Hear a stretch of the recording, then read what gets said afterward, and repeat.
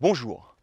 Comme tous les peuples premiers, les Mélanésiens, les Kanaks comme on les appelle ici, ont dû faire face à un changement radical de leurs habitudes alimentaires, en passant d'une agriculture vivrière à l'économie marchande. Mieux comprendre comment fonctionne cette civilisation de l'igname, c'est ce que je vous propose maintenant dans ce nouveau numéro du Plaisir est dans l'assiette. Gilbert Théin a 1000 vies. Sénateur coutumier, poète, conteur, chanteur et philosophe. Et avec lui, nous parlons d'abord de la parole. Il fallait s'en douter. La parole, elle est déjà rythme, mouvement, équilibre. Juste la parole. Il ne faut pas oublier que pour les chrétiens, disent que c'est la parole qui a créé l'homme. Ouais. C'est qui a fait que...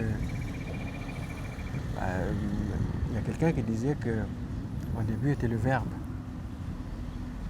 Je pensais que c'était la nourriture, moi. C'est la parole. Il faut voir ce qu'on dit. Il faut visionner. Dans les discussions, ouais. C'est pour ça que c'est difficile de parler en marchant, comme c'est difficile de marcher, de manger en marchant, parce que tout d'abord, tu n'apprécies pas. Même maintenant, on entend dire qu'il ne faut pas manger en conduisant. Donc manger, c'est quelque chose d'important. Et je comprends bien quand ma grand-mère, elle disait que faut pas... Quand on mange, on ne parle pas. Ben oui, évidemment. Parce que quand j'ai la bouche pleine, on peut parler, mais c'est pas... On va pas... Mais c'est parce que manger, c'est important. Tu vois, dans le milieu kanak,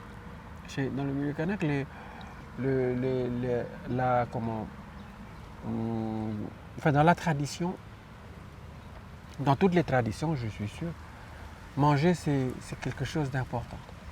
Et c'est important parce que si tu fais comparer, par exemple en France, le temps à table, choses comme ça, c'est pas à table pour regarder des images, hein, c'est à table pour manger.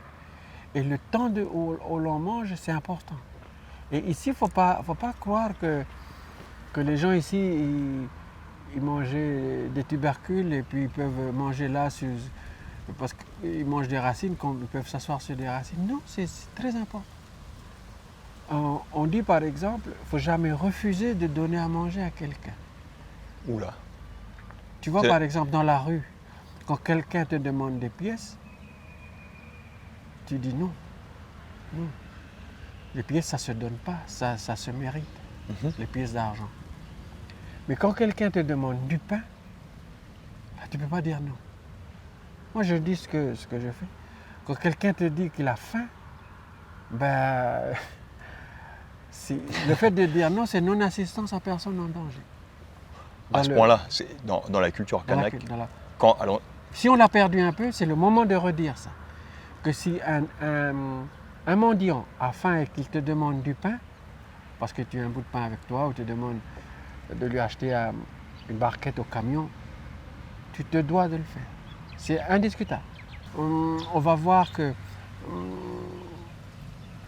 les cérémonies, je prends par exemple les rituels kanak. Tous les rituels kanak, tu vois, qui se passent la plupart au mois d'avril, quand les maîtres de cérémonie ouvrent leur panier sacré pour invoquer leurs esprits, ça se passe autour de la nourriture. Alors, est-ce que les esprits mangent la nourriture ? C'est la question. Je n'ai pas envie que c'est toi qui la poses, je préfère la poser moi. Parce que je ne peux pas poser ce genre de questions. Parce que je n'ai pas la réponse, moi. Mais ce qui m'intéresse, c'est que c'est au moment où on déterre l'igname, il y a un rituel. On déterre la nouvelle igname, il y a un rituel qui est clanique, hein, qui est souvent privé parce que ça se passe entre eux. Il y a un rituel entre eux et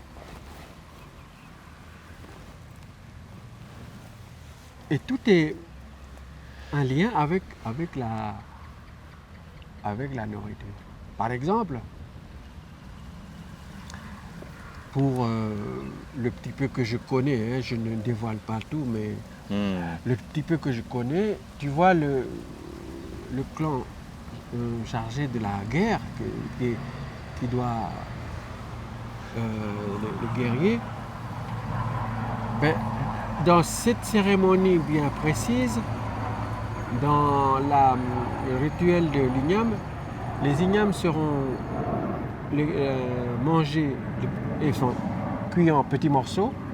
Ils seront mangés à la hâte et chauds. J'ai l'impression que tu nous partages un scoop là. Oui. Ils seront mangés à la hâte et chauds. Comme si on part. On part à la guerre. On part à la guerre. Ça veut dire que le rituel, il est lié avec un comportement, mais toujours l'igname. La base La base. de la civilisation kanak. Oui. Et si on doit prendre une image d'une assiette ou d'un repas qu'on partagera ensemble dans 10 ans, à quoi elle ressemble cette assiette? À quoi il ressemble ce plat? Et il y a qui autour de la table? Ben, autour de la table, il y aura toujours les mêmes. C'est-à-dire qu'on invitera les noms, on citera les noms des clans. On se mettra autour de cette assiette. L'assiette, elle sera toujours en terre cuite. Ce ne sera pas autre chose. Parce que c'est là où il y a l'aliment, on garde beaucoup ses saveurs. Mhm. Et on aura toujours les mêmes produits de la terre. Alors, les saveurs vont un petit peu évoluer parce que les recettes évoluent aussi. Il y a des recherches, il y a des créations dans les écoles de cuisine. On cherche à trouver de la création, à dessiner presque dans les assiettes blanches. Ah, c'est très beau ça. Ils font des desserts que tu n'as presque pas envie de manger parce que on dirait que tu as l'image d'un dessin animé que tu vas manger. C'est vrai, c'est vrai. Ouais. Il y a même des gâteaux où tu peux avoir ta photo dessus. Voilà. Tu vois, tu n'as pas besoin de parler, il y a l'image, il y a tout, le gâteau, et Voilà. tout dans un plat. Quoi. Mais les gens font très bien les choses maintenant et ça va pas diminuer, ça va aller en s'améliorant. Mais Tu vois quand même une modernité dans les recettes, dans ce qu'on va manger. Mais toujours contre, avec les bons produits. Les produits d'ici. Dans la terre cuite. Dans la terre cuite. Comment on va arriver à préserver la qualité de nos aliments? Comment on va arriver à préserver le contenant aussi, la qualité du contenant? Ah, la qualité de contenant, il est facile à le conserver. Il faut tout simplement se contrôler dans les travaux manuels, la vaisselle, le ménage, pour ne pas tout casser. Et on peut avoir... Ça t'est arrivé de manger dans l'assiette de ta grand-mère? Quand tu retournes sur l'île là-bas chez toi, oui. Ben, si tu retournes dans la vieille maison, il y a toujours la théière des grands-parents qui est là. Ça ne change pas. J'adore ça. Ils ont chauffé du thé à leur époque, c'est à ton tour maintenant de mettre ton...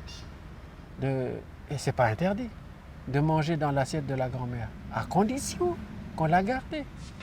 Garder, conserver, tout en vivant sa culture dont l'élément le plus emblématique est l'igname. Donc c'est au Centre culturel Tibaou, à côté d'un pied d'igname, que je retrouve Emmanuel Tibaou, directeur du centre et cultivateur.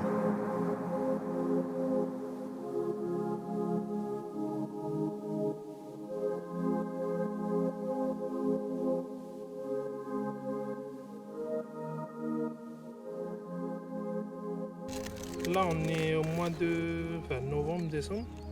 Tu vois les 3 champs qui sont ici, là? On a planté il y a 2 mois. Et là, ce qu'on va faire, c'est qu'il y a les fibres de ce plant de bananier, là. On va prendre. Ouais. Et puis, on va attacher les lianes qui sont ici, là, tu vois. Parce que là, si tu regardes, là on est dans une pente. Hmm. La manière dont on utilise les espaces quand on est en montagne, comme chez moi, C'est ça. ben, on décape une Ouais. partie de la montagne et puis on la rabat. Et puis c'est sur ce monticule là artificiel là, qu'on va planter les ignames. La culture, enfin cultiver selon les Kanaks, c'est aussi, il y a une façon de faire, mais c'est toujours associé aussi à une symbolique ou à la culture. Comment... Ben, il y a une partie qui rejoint l'élément symbolique, qui est aussi du fait que quand tu plantes ce bananier là, c'est un arbre qui fait des fruits, Mhm. c'est l'élément féminin aussi. L'élément masculin, c'est l'igname qui féconde la terre. Cycle de vie, c'est 3 mois pour les cycles courts, 9 mois pour les cycles longs. Ok. Du coup, c'est la même représentation aussi de La gestation. gestation dans Ouais. le ventre de la mère. Donc papa, maman. Et puis l'idée aussi, par exemple, dans la région de Tendo, là où chez moi, c'est qu'ils disent que le lézard là, qui va féconder la terre, ben, il vient se mettre à l'ombre de ce bananier là. C'est pour ça qu'on Ouais. a voulu aussi. Donc ça, Ouais. ces légendes-là, on te les a transmises comment? Parce que En faisant les chants, c'est en faisant les chants qu'on Voilà. raconte l'histoire. puis en mangeant. Tu manges ta culture en fait. Oui, Ouais. c'est un peu notre école, c'est l'école de la terre, quoi. Les- Parce que c'est par la terre que c'est notre livre, voilà. C'est nos livres, ils sont ici. Bon alors, Alors regarde, là, on va faire ce truc. Voilà, l'igname, elle a été posée dans cette terre-là, ici. ah, toi tu dis poser quoi. Oui, voilà. Ouais. C'est là où elle se couche, c'est là où elle dort. Et puis après, tu vois, on fait cet exercice-là. Et c'est un peu comme... Du tressage. Oui, du tressage, et c'est un peu faire attention, tu vois. Regarde ici, on a déjà fait Oui. ce petit lien qui est posé là, ici. Ouais. Et puis du coup, il y a des moments pour faire, hein, parce que tu sais, comme c'est une plante, et puis... Moi, je fais celui-là parce qu'il est petit, toi, tu vas faire l'autre là, ici. Celui qui monte là. Ouais. Je vais monter sur ton dos peut-être. Donc alors, toujours doucement, Voilà, droite vers la gauche. la droite vers la gauche. Ouais. Il y a un sens. Coriolis, tu connais. D'accord. Mais c'est parce que l'eau, elle coule dans ce sens-là, dans cet hémisphère. Tu es au courant de ça? Voilà. Tu Ah, changes mais- d'hémisphère, Donc ça vous, coule dans le- si vous plantez un igname en France, mais c'est l'autre côté alors. Naturellement, la Ouais. sève, elle va suivre la physique. Et nous, c'est comme ça qu'on fait aussi. Même quand tu fais les pilous, les ARS, ça tourne toujours dans ce sens-là. Parce que c'est... Non mais faut que je vienne faire une émission avec toi pour mieux comprendre en fait ta culture, votre culture. Oui, mais c'est pas ma culture, c'est notre culture. Euh, Ah oui, t'es fou, toi. Allez, attache.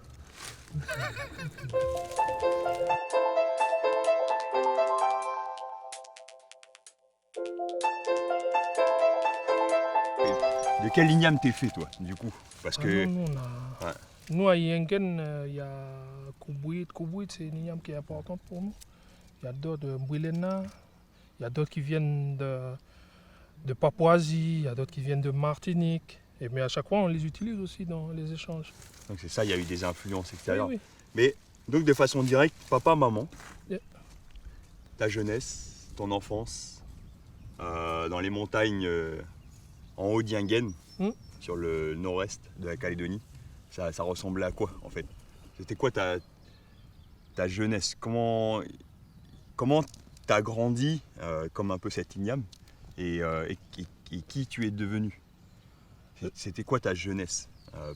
Petit quoi. Petit, Comment- c'est plus voilà, le travail du champ. Nous, notre première éducation, c'est faire les champs. Premier C'est ça travail, l'école. l'école. Ouais. L'éducation. Parce que de celui-là, là, tu tires les règles de vie, du respect, du respect déjà de ton propre rythme, du respect du rythme de la nature, parce qu'il y a des saisons, Wow. et puis après de respecter les saisons à laquelle tu manges. Là, tu ne peux pas manger. Après, quand c'est fini, là, il n'y a plus d'igname à manger. Du coup, on se tourne vers d'autres nourritures. Donc il y a une notion de cycle même dans la façon de manger. Oui, cycle, et puis qui est rattaché à des jeux traditionnels que tu fais au moment où tu plantes les ignames. Par exemple, il y a un jeu on fait avec les roseaux Au moment où la tige elle va commencer à sortir, Oui. puis tu fais une petite lance, puis tu jettes, puis ça doit ricocher sur la butte, quoi. C'est pour aider le plan à sortir. Donc ça, c'est la base de Mm. l'éducation d'un homme chez le Kanak pour toi? Ou en tout cas dans ton clan, dans ta tribu? Ben, pour ceux qui vivent près de la terre, du moins, parce que quand on habite dans des quartiers, c'est un peu plus difficile. Donc Et c'est puis ça la terre, moelle. c'est dans les pots. Donc ça réduit forcément le rapport. Ouais, hein. c'est vrai. Et la jeunesse kanak a-t-elle trouvé sa place entre terre et ville? Dominique Wachali, directeur technique de la Fédération de football, a trouvé la sienne et aide d'autres jeunes à faire de même, un ballon entre les pieds.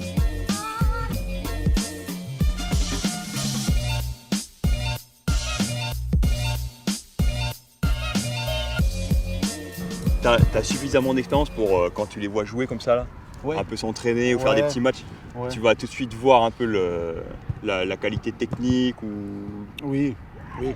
Ça, Qu'est-ce- ça va- qu'est-ce- ça va être la première chose pour moi sur le joueur avec le ballon, son attitude, ça va être la première chose que je vais voir. Et ça, c'est. Bon, après, c'est l'expérience, on va dire.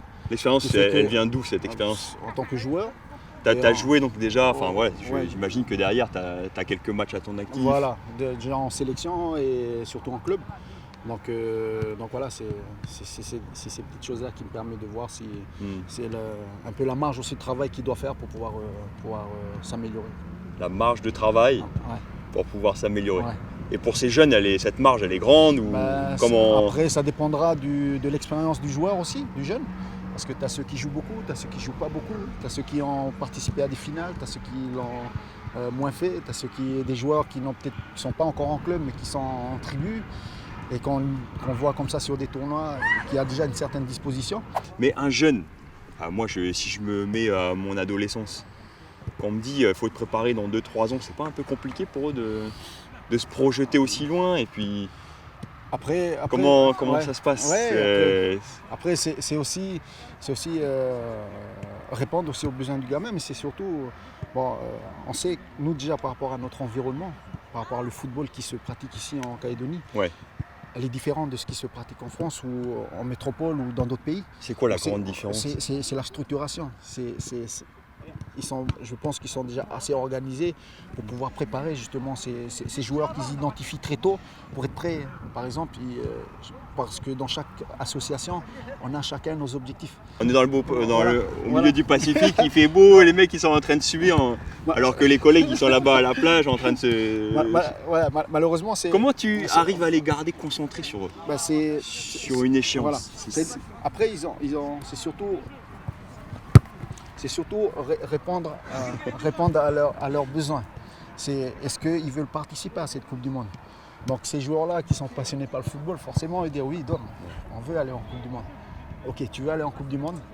Eh bien il y a ça. Si tu veux faire déjà cette compétition qui arrive, si tu veux être performant, donc il va falloir faire ce genre d'exercice, avoir cette attitude-là, Mais- avoir une hygiène de vie, avoir ça. Parce Et- que, comme je dis, l'environnement du football calédonien elle est différent des autres associations. Nous, si on avait des structures, si on avait plus de moyens, je pense qu'on aurait peut-être programmé différemment. Là, moi, je le fais sur un an, parce que la compétition elle est pour l'année prochaine. D'accord. Donc, facteur temps, j'ai Ouais. peut-être moins de temps que celui dans d'autres associations qui le préparent déjà depuis 5-10 ans déjà. L'alimentation pour ces jeunes, pour être performant, on a bien compris, mais comment faire? C'est quoi le secret en fait? C'est surtout manger les bonnes choses pour être, je pense, performant pendant le match, en compétition. Parce que quelque part, on est aussi de ce qui nous arrive aujourd'hui dans le monde moderne, tout ce qu'il y a aujourd'hui. On à est manger. tenté On par est tenté les parce que fast-food, c'est tout c'est ça, peut-être les- des choses qu'on ne maîtrise pas. Julien m'accompagne sur ça. et que- C'est toi Julien qui encadre les jeunes avec l'alimentation? C'est ma partie ça. Alors, en général, comment ça se passe? Déjà, la première chose, c'est de leur faire comprendre que leur corps humain, c'est leur premier outil de travail. Donc déjà, de respecter leur corps et d'en prendre soin. D'accord. Ce qui leur permettra d'être plus performants après sur ce qu'on attendait au niveau du football. Donc l'entretien du corps, il passe par une bonne hygiène de vie, une bonne hygiène alimentaire, une bonne hygiène de repos. Donc on essaie de vraiment les inculquer sur les bonnes choses à manger, les bonnes quantités, les bons espacements entre les repas et la prise de conscience du repos, donc de ne pas partir dans un surentraînement pour éviter les blessures. Et le repos le soir pour être optimal le lendemain, surtout quand on est sur des grosses échéances. Donc il y a l'entraînement, la préparation physique, le football, Voilà. puis aussi l'entraînement à apprendre à manger, quoi. Bah, la préparation, ce qu'on appelle la préparation physique invisible en fait. Invisible. Voilà, c'est celle que l'on fait au quotidien. C'est celle qui sort du terrain quand nous, le staff, on n'est pas là pour diriger. C'est un peu, D'accord. c'est un peu Ouais. responsabiliser le jeune aussi. Ouais. Hein, Et il y a l'invisible aussi à la maison, C'est ça. à la tribu, chez les C'est parents, ça, c'est c'est une ça. autre histoire. Voilà. Mais là, vous rentrez pas dedans. On les regarde. sensibilise. On leur dit. on a un regard dessus. Ouais. Hein. Il y a Quand après, ils partent en vacances, j'imagine que voilà, les gars, faites attention. Et, Le contrat est dit verbalement, les éléments, les clés sont donnés pendant les stages. Donc on les dirige un peu pendant le stage. Après, Ouais. libre à eux quand ils reviennent, quand on les lâche un peu dans la nature pendant 6-7 semaines. Mais ce qu'il ne faut pas oublier, c'est que nous, on a des outils à disposition aussi, c'est les fameux tests physiques Ah, c'est ça. et anthropométriques. Ça ment pas. On Ouais. a les données en début de saison et quand on décide d'en faire un, on sait tout de suite, au mois d'avril, tu étais à 12% de matière grasse, tu pesais tant, ton IMC, machin. Carrément, ouais. Donc non, après, Ouais. c'est faire prendre conscience aussi que sur cette qualité de nourriture, ça va leur permettre d'être meilleurs aussi sur les phases athlétiques, sur la D'accord. vitesse, D'accord, sur le fait de tenir quand même 90 minutes, voire plus, sur l'endurance longue durée, c'est clair. et puis aussi éviter tous les problèmes qui peuvent être liés à la mauvaise alimentation, hein, parce qu'on est quand même dans un pays qui est pas mal touché par le diabète et tout ça. Donc si déjà à cet âge-là, on peut leur glisser deux, trois petites consignes, ça peut être que bon pour eux. Puis, Mais toi, du coup, avec, j'imagine, le rythme de vie que tu as, je vois que tu as les yeux partout. Quand tu rentres à la maison tard le soir, du coup, tu manges quoi? Parce que j'imagine que ça va pas être évident d'adapter son alimentation Bien aussi sûr. à son rythme de Bien sûr. vie. Ouais. On vit en ville, après tu retournes de temps en temps à l'IFO, à la tribu, mais quand tu es Ouais. en ville, tu manges quoi? Tu as le temps de préparer à manger? Non, j'ai pas le temps de préparer à manger. Du Donc, coup, ça. c'est de prendre des choses le plus rapidement possible pour repartir au travail et tout ça. De quand on rentre d'une journée chargée, on est fatigué, donc des fois on mange pas, mais voilà, à heure régulière, c'est Pas évident, c'était comme- pas évident. Donnons maintenant la parole à un de ces jeunes, graines de star à n'en pas douter, avec une sacrée dose de bon sens. Hey, tu sais, l'entraîneur, il vient de me dire, avec Julien, le préparateur, il dit le foot, c'est bien manger, bien boire, bien dormir. Oui. Mais j'étais un peu surpris d'entendre ça quand même. Oui, en fait, c'est une hygiène de vie. Enfin, on retrouve plus ça chez les pros. Nous, on est amateurs et on vient de découvrir ça. Et on peut voir que l'exigence chez les pros, c'est beaucoup demandé. On voit, ils célèbrent on va dire leur contrat avec des bling-bling et tout ça, mais par derrière, ils ont bossé pour avoir ça. L'exigence, tout ça, c'est quelque chose de très important et très rigoureux, sérieux. Et faire attention à ne pas être influencé par l'entourage. Et comment tu vis ça, toi? La rigueur, Au début, ça a été difficile, comme on vient du club amateur et on commence à prendre les automatismes des pros. Ça a été très difficile au début, mais après, comme on a des coachs qui nous encadrent bien, ça fait que ils nous favorisent un peu plus. Et tous les petits frères de tribu, tu as un petit conseil à leur donner? Ou pas un conseil, mais peut-être Ah ben, une moi, information à passer? c'est de profiter de la jeunesse, de ne pas trop se dissiper dans les fléaux de la vie, comme l'alcool, la cigarette, le cannabis, tout ça. Ces choses-là, ça entraîne la chute. Après, il y a le sport qui peut te faire évacuer tout ça. Mais nous, ici, on utilise le sport, le football, pour évacuer tout ça, pour se décompresser. on va dire. Merci. Merci beaucoup. L'Ifou, la reine des îles. C'est là où Dom redevient l'enfant dans sa famille, dans sa tribu. Et là, je l'accompagne, direction le champ de son enfance. Banane. Vas-y. Allez. Je mange pas de banane. T'aimes pas ça?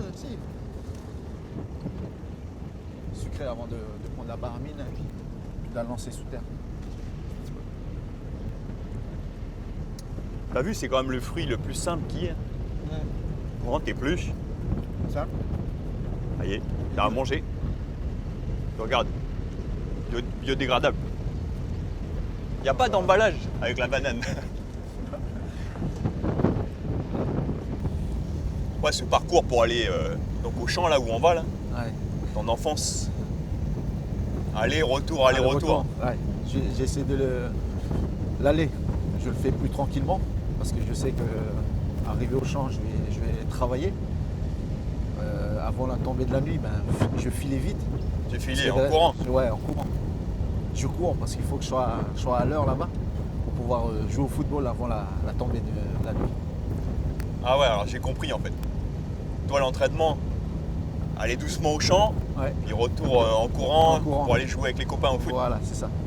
Avec les cousins, c'est vrai, c'est très familial. On est- Ça, le foot, pour toi, tu l'as pratiqué dans une ambiance familiale. familial. Commence avec familial, papa. Tribal, voilà, avec papa.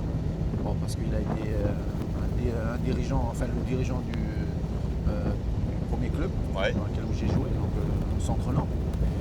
Et donc lui, il allait chercher les joueurs qui sont ici dans cette tribu-là, là où on va aller, la tribu de Nachao, et même la tribu d'Oki, pour récupérer ces enfants, ces enfants-là pour aller jouer au football, représenter Centre Nantes, le club de Centre Nantes. Vous parlez beaucoup récupérer les enfants, Ouais. comme si c'était vos enfants à vous, Alors, sur 3 tribus différentes. tu sais, quand ils passent à la maison, quand ils vont avec mon père, c'est un manque de respect qu'ils ont parce qu'ils ont été élevés comme. Il n'a pas fait de différence en fait, mon père. Que ce soit moi ou les autres, il nous a pris comme ses vrais enfants. Donc nous, on se considérait comme des frères.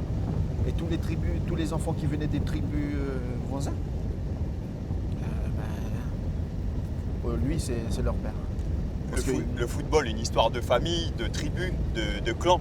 c'est ça. On joue ensemble. On joue ensemble. On partage des moments chaleureux ensemble. On partage des douleurs ensemble. On partage tout. De la tribu, on partage tout. Avec, ouais.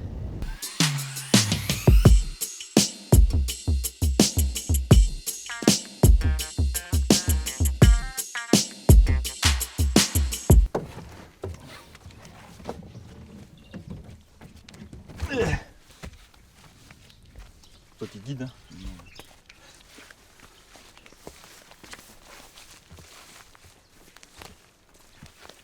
Quand on rentre dans un champ kanak, on sait jamais Où on va. où on va. On a l'impression qu'il n'y a rien en fait. C'est dans le. On a des repères. D'arbres, côtiers, des repères hein, un peu dans l'espace. Et parce qu'avant, on avait un ancien champ avant ici, donc à chaque fois, on se déplace, tu vois.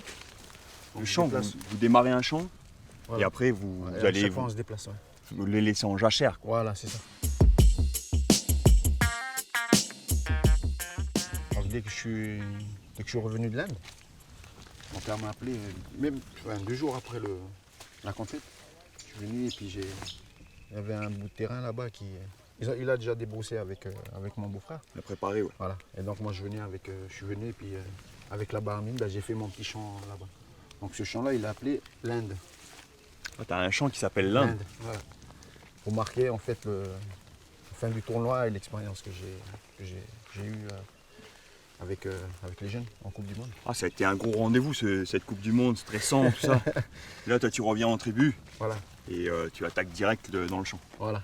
Et quelque part, C'est ton repère ici. Ah, c'est mon repère, oui. Il faut, c'est mon repère, c'est là où je suis en phase avec moi-même en fait. Tiens, vas-y. Ah, ça a déjà bien poussé. Hein. Ouais. T'arrives dans un champ comme ça.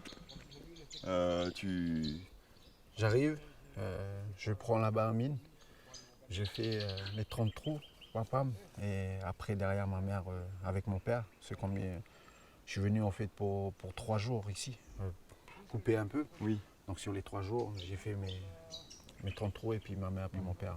Quand je suis Tu reparti viens de faire un Nouméa, travail. Voilà, je viens faire un travail. Là, il y a assez à manger pour tous ces ignames, c'est pour qui? Parce que ça Ouais, fait beaucoup quand même. Ouais, en fait c'est pour nous à la maison, mais c'est aussi pour les mariages ou tous les coutumes. Mais on prend aussi d'ici pour pouvoir faire la coutume quand il y a des cérémonies à faire. Je suis là aussi, même malgré que j'ai 34, j'ai 35 ans, Oui. mais j'apprends aussi, j'apprends encore. Tant que je ne suis pas, parce que là je ne suis pas marié, c'est quand je vais être marié que là tout va prendre son sens et que je vais connaître vraiment ma famille et qu'à partir de là mon père va me dire ce que je dois faire, mon rôle à travers mon clan, mon rôle à travers le grand chef, parce qu'on est un district, on vient d'un district, et dans un district il y a un grand chef, et mon rôle envers le grand chef. C'est vachement symbolique quand même, hein, quand je vous entends parler, quand je t'entends parler. Rentrer dans un champ, c'est aussi rentrer dans un état d'esprit. Il y a honnêtement, quand on rentre dans un champ comme ça, au premier abord, ça paraît simple, mais il y a quand même une dimension du sacré. Et même, on n'ose pas parler trop fort. Ouais. Oui, il y a un respect des lieux, un respect de tout ce qui nous entoure. Regarde, des esprits invisibles. Comme Et les le oiseaux, souvent les choses qui sont là autour ne sont pas là par hasard. Et nous, des fois, quand je suis tout seul dans le champ, quand je n'ai pas ma mère, mon père, quand je travaille tout seul, j'entends des bruits. Et souvent, je me pose, je ferme les yeux. Mais je sais qu'autour, on me surveille. On me surveille dans le sens où on me protège. Tu te sens protégé. Ouais, je me sens protégé ici.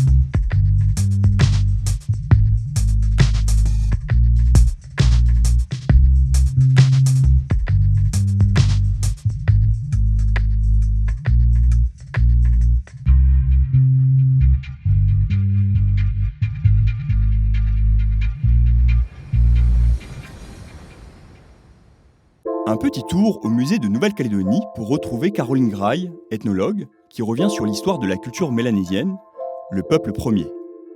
Autochtone, c'est le peuple premier sur un territoire, en général, qui a été marqué par une invasion, une colonisation, et dont tout le système politique, social, culturel a été bouleversé par ce contact-là. Voilà. Ça, c'est le peuple autochtone. Donc ensuite, il y a une acculturation qui se fait par l'évangélisation, par la colonisation.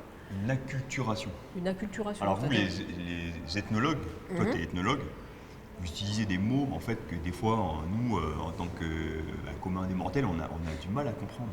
Alors acculturation, c'est simple, c'est que tu as une culture dominante, une culture existante, et la culture dominante va imposer ses propres références, ses propres modèles de pensée, souvent par la violence symbolique, la violence physique, et obliger en fait des gens qui sont dans des structures sociales ou politiques ou culturelles à s'adapter et parfois à emprunter de façon, ce qu'on appelle le syncrétisme aussi, qui est un autre mot compliqué qui veut juste... syncrétisme. Le syncrétisme. Le C'est syncrétisme. l'idéologie peut-être, non? C'est quoi Non, le syncrétisme, c'est qu'on arrive à garder certaines croyances, certaines références qui font sens pour ce peuple premier, Oui. tout en adaptant, par exemple, la religion chrétienne. C'est un modèle de syncrétisme, c'est-à-dire on a pris cette religion tout en l'accommodant avec des rituels, avec des pratiques ancestrales. Donc on a réussi à marier finalement la coutume et la religion de façon presque harmonieuse, même si ça a généré aussi des bouleversements, notamment en matière de sculpture traditionnelle. Pendant un temps, les missionnaires ont interdit ça. Il n'y a pas de jugement de valeur, il faut juste se placer dans l'idéologie de l'époque. Ouais. On a des gens qui sont des missionnaires, qui arrivent avec une parole biblique pour convertir des populations, parce que pour eux, ces populations sont dans les ténèbres. Les croyances païennes ne sont pas acceptables, il faut leur apporter Dieu et la parole sacrée. Donc il y a des objets qui vont être détruits, des objets qui seront confisqués pour essayer d'aller vers quelque chose qui est plus conforme au canon esthétique de la chrétienté. Bon, après, grâce à ça, on va peut-être aussi retrouver ces objets qui, dans la tradition, étaient laissés ensuite à l'état de décomposition. Ça a été un peu abandonné. Bah, c'était comme ça, quand c'était un petit peu abîmé ou quand on abandonnait ou quand une case finissait par se détruire, bah, on laissait aussi la flèche fêtière, on laissait tout.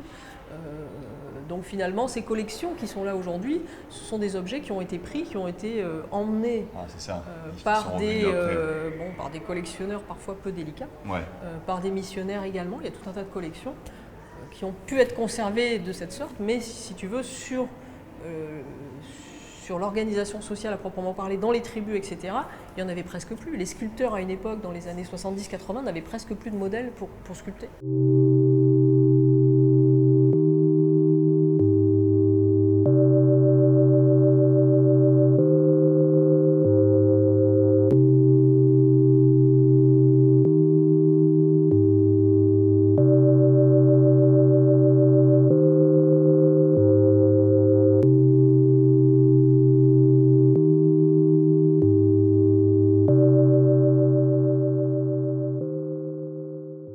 Il y avait d'énormes connaissances. Enfin, c'est vrai quand tu vois un petit peu ces pièces du musée, tu as l'impression que c'est un peu primitif, archaïque, mais le fonctionnement, lui, il l'était moins. C'est sûr que là, on a une jarre et avec du bois en dessous, voilà, on s'imagine tout le monde autour du feu en train de faire à manger, les femmes qui préparent à manger, aller au champ, faire du troc, aller à la pêche, vivre de cueillette, ainsi de suite. C'est sûr que ça paraît un peu primitif. Leur façon de manger, leur façon peut-être de vivre. Bah, c'était adapté à l'environnement de cette époque et c'était adapté surtout aux pratiques de ces populations. Donc il y avait des tubercules, il y avait des marmites effectivement, avec quand même un système ingénieux de petits trous et de bouchons de feuilles qui permettaient de cuire un petit peu à l'étouffée. Cuisson à l'étouffée. Oui, exactement. À la cocotte minute. Exactement. C'était les cocottes minutes de l'époque. Donc avec une tradition potière où il fallait que ces poteries, elles résistent. Après, il y avait des poteries rituelles qui étaient beaucoup plus fragiles, etc. Les poteries de médicaments. Tout était de toute façon inscrit dans une cosmogonie et dans des rituels. Est-ce que le métier d'ethno-nutritionniste existe, quoi? Est-ce qu'il y a des ethnologues qui cherchent aussi à mieux comprendre ce que les gens y mangeaient et comment ils mangeaient, comment ça se passait, quels étaient les rituels, pourquoi la nourriture était symbolique pour le lien dans les clans, dans les familles, pour la place de l'igname dans l'identité kanak. En fait, tout ça, est-ce que c'est bien compris aujourd'hui ou tu penses qu'il y a encore des travaux à mener Il y a des travaux fondamentaux qui ont été menés notamment par un monsieur qui s'appelait André-Georges Audricourt, qui a parlé de civilisation de l'igname, le premier, parce qu'il a bien compris la place sacrée de l'igname dans toutes les relations sociales et même dans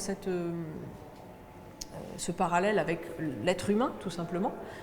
Donc ça a été dit et ça a été mis en avant. Aujourd'hui, on sait, puisque ça a été réapproprié, ça a été institutionnalisé, que l'igname est au cœur finalement de la symbolique de cette société, comme le tarot qui a plutôt une signification féminine. Ouais, c'est ça. Voilà. Okay. Après, voilà, ça se retrouve aussi dans les coutumes, puisqu'on a remarqué, et moi je le constate, il y avait une ethnographie, j'allais dire, des années 50, où on trouvait encore les ignames énormes, là, qui pesaient très lourd. Bon, après, tout ça, ça s'est perdu. au détriment des ignames justement, et avec l'arrivée de toutes ces marchandises importées. Donc c'est pour ça que dans les dons coutumiers, on trouvait de plus en plus de riz, de plus en plus d'huile, de plus en plus de sucre. Des choses qui viennent de l'extérieur. Des choses qui venaient de l'extérieur Qui et ne font pas partie de l'identité culinaire ancestrale. Quoi. voilà, et qui étaient intégrées de manière syncrétique dans des cérémonies coutumières. Et aujourd'hui, vraiment, j'ai l'impression que la tendance, elle est à revenir vers la tradition. Donc à retraditionnaliser un peu l'échange pour lui redonner sa dimension sacrée. Destination finale, mon labo cuisine. C'est avec un grand honneur que j'y retrouve un penseur kanak hors norme, une référence et un ami. Je vais te présenter Billy. C'est juste une recette avec des fruits et de l'aloe. Aloe vera. Donc, toi, t'en consommes un peu ou Oui, fraîche comme ça? oui, aussi. Et si je prépare un jus qui fasse plaisir à boire, je peux l'utiliser. Il faut le faire, c'est encore mieux, quand Ouais. c'est un jus. Ok. Alors, Justin, bah voilà, vous voyez un bâton d'aloe vera, c'est vraiment pas appétissant, c'est piquant, il y a de la glu, ça sent fort. Bah, qu'est-ce qu'on peut faire? Plutôt que de rejeter tout ce côté un peu négatif, dedans il y a un trésor, et c'est grâce à cette recette qu'on va un peu sortir ce trésor pour nous faire du bien et pour nous faire plaisir. Il y a une petite astuce pour ceux qui n'ont pas l'habitude, qu'on épluche de l'aloe vera, c'est déjà de sortir le verre. En fait, c'est le verre qui est un peu toxique d'ailleurs. C'est ça. Donc là, je sors les piquants. Et après, je l'épluche. J'ai un bon couteau.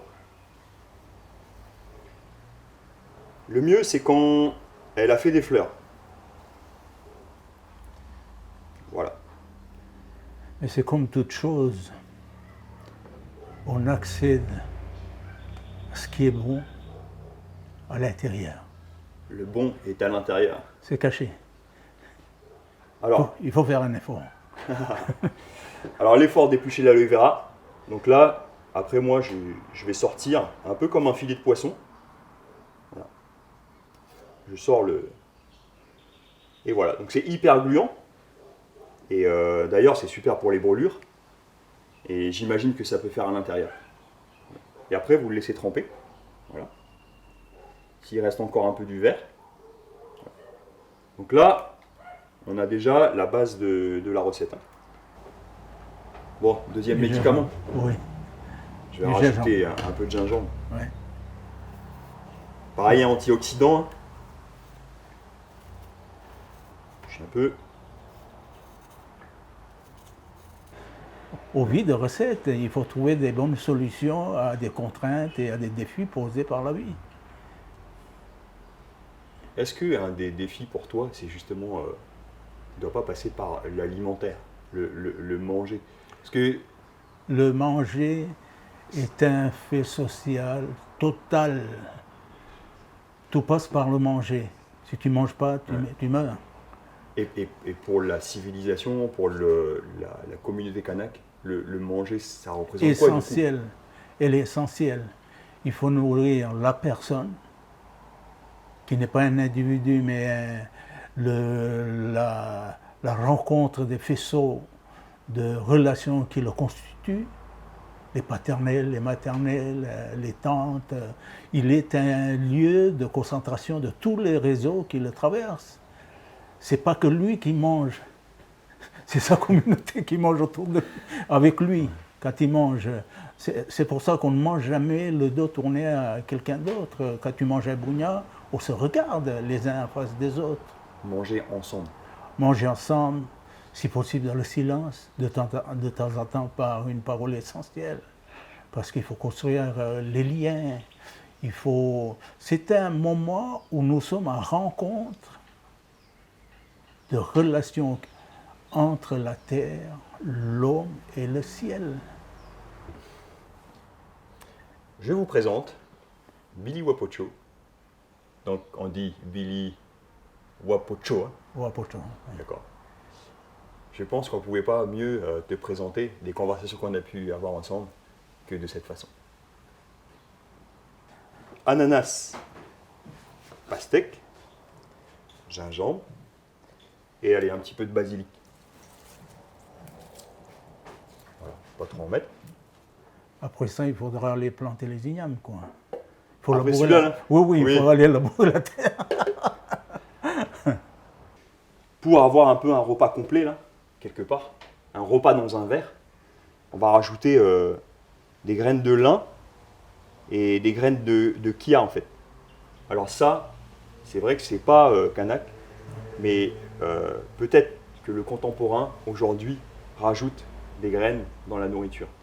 La racine, le fruit, la feuille, la graine. Et ça, voilà, je sais pas si tu vois Thomas. Ça, en fait, c'est chargé en fibres. C'est un mucilagineux. C'est un peu comme l'aloe vera. C'est un peu, quand il y a de l'eau, ça devient un peu gras, en fait, visqueux. Et c'est surtout très riche en oméga 3. Et le gingembre, bah, vous dosez si vous avez besoin d'un peu d'énergie, bah, vous en rajoutez un peu plus. Tu parles du rajout de ces graines. Ah, Et à 10 ans, ce n'est pas kanak. Mais regardez l'igname. L'igname, quand on regarde les légendes qui signalent l'arrivée de l'igname ici, c'est un entrant. Il est venu de l'extérieur. Utilisé par les Kanaks, sacralisé par les Kanaks, il est devenu l'élément identitaire par excellence de la société kanak. Donc, les éléments étrangers ne sont pas des problèmes pour les Kanaks. Ils sont intégrés dans la mesure où ça les intéresse. Ils vont même jusqu'à la sacraliser. Donc, je suis tout heureux que tu l'as ajouté au jeu. Mais une fois que l'igname est arrivé, il a installé une société qui est la civilisation de l'igname, dont nous sommes les héritiers actuellement. vous parlez beaucoup de civilisation de l'igname. La dernière fois qu'on s'est vu, tu m'as dit, Gabi, il faut interroger l'igname. Oui. Qu'est-ce que ça veut dire? Ça veut dire tout simplement que quand tu interroges l'igname, il y a besoin de la planter. Pour la planter, il faut des rituels. Pour accéder au sol, il y a des manières de faire. C'est ce qu'on appelle la civilisation, les rites de la civilisation kanak. Ce n'est pas une plantation comme ça, parce que je vous ai dit tout à l'heure, nous sommes des enfants de la terre. C'est un dialogue avec la terre qui va recevoir l'igname, qui va normalement nous donner de la nourriture. C'est la rencontre entre le ciel et la terre, et la rencontre de la diversité marine, etc. Donc c'est un autre rapport au monde, c'est une autre conjugaison, et qui fait que quand on regarde tout le circuit de l'igname, la manière de la cultiver, la manière de la choyer, la manière de le laisser pousser tout seul pour que le relais soit pris par les ancêtres, c'est le moment actuellement, etc. Le fait de le célébrer, tout ça constitue toute la philosophie de la culture kanak. On ne peut pas dire on va vivre les Kanaks sans comprendre tout ça.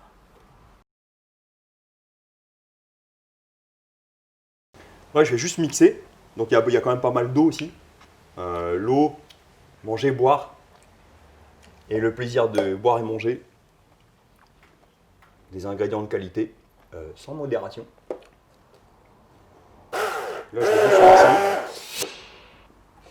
On ne mange pas n'importe quoi. On mange en fonction de son état de santé,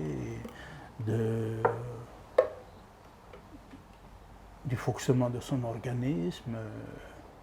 C'est pour ça que quand on prépare à manger,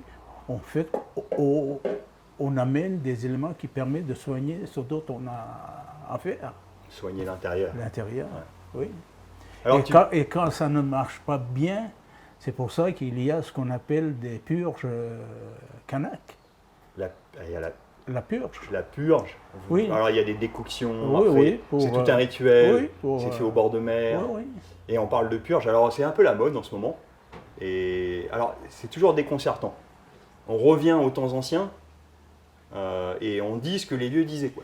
Alors j'imagine que pour vous, Mais, on doit marcher sur la tête. On doit marcher sur la tête. oui, mais complètement, parce qu'à fin de compte, on ne revient pas au temps ancien. On continue ce qu'on fait habituellement. c'est une force C'est ce qu'on a toujours, d'ancestralité. oui, c'est ce qu'on a toujours fait. C'est-à-dire que quand tu te sens mal parce que tu as des problèmes au niveau du tube digestif, eh bien, il y a des décoctions qu'il faut prendre la journée à jeûnant pour bien nettoyer avant de nouveau se désintoxiquer, avant de nouveau de manger dans des bonnes conditions. Bon, bah dans ce jus de fruits, on a peut-être l'avenir de notre société. Nous. On voit que c'est un peu tendu en ce moment, mais peut-être un jus bienveillant. Mais le jus du futur, c'est peut-être un peu, oui, un peu. Oui, mais ouais. Nous sommes tendus parce que nous ne nous sommes jamais rencontrés. On vient de faire la rencontre là, tous les deux, autour de ce jus, où je comprends que mon équilibre dépend de toi et ton équilibre dépend de moi. Quand on n'a pas compris ça, on n'aura pas compris les Kanaks. La culture kanak, la philosophie kanak s'appuie sur tu es donc je suis. Ce qui Toi fait, tu vas bien, moi je vais bien. voilà, quel que soit ce que tu es. Peu importe la couleur. Mais qu'est-ce que c'est la couleur? C'est une richesse. Si c'est que du noir, quelle est la beauté du noir, même si les Américains noirs ont parlé de Black is beautiful. Tu parles de Teddy Riner. Oui, non mais c'était pour dire que une peinture, quand elle est faite de 1000 couleurs, la beauté s'exprime d'une façon le plus fortement possible. Ici, nous avons toutes les couleurs de la palette.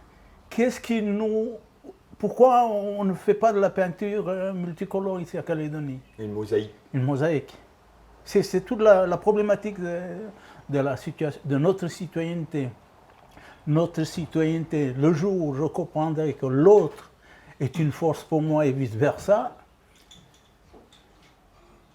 les tensions, les constipations, je ne sais pas quoi, là, ils disparaîtront d'eux-mêmes.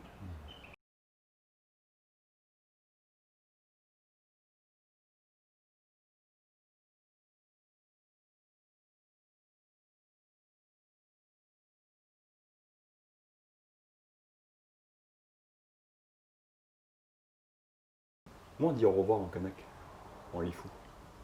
Et d'y aller. Et Veihale. Ce qui veut dire, parce que il y a toujours en linguistique chez vous là c'est hyper complexe. Que ce qui est soit. Donc au revoir pour la langue kanak, que le moment perdure, que le présent continue. Et d'y aller. Et qu'on puisse boire ensemble de nouveau un bon jus à l'aloe vera. En tout cas, voilà, sur ces belles paroles, cette émission s'achève. Des silences qui ont fait sens. Et je pense qu'on va être des privilégiés de voir la société et la culture alimentaire kanak se transformer. Et en tout cas, peut-être grâce aux enseignements aussi que tu nous as transmis au travers de cette émission. Je te remercie vraiment. Et on peut trinquer à l'amitié et à notre rencontre. Merci. J'ai un petit cadeau quand même pour toi avant que tu partes.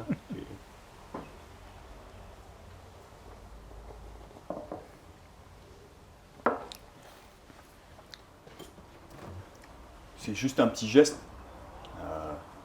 vraiment pour te remercier. On te remercie tous pour être venus partager avec nous ces belles paroles. Des paroles incarnées.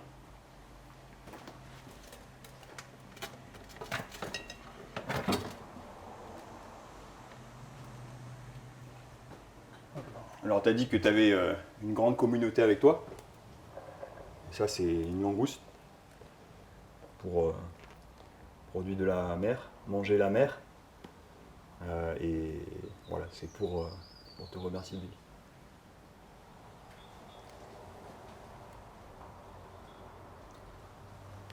Devant des gestes de ce genre-là, les mots n'ont plus de sens. Le geste en soi est une parole. Merci beaucoup. Oleti.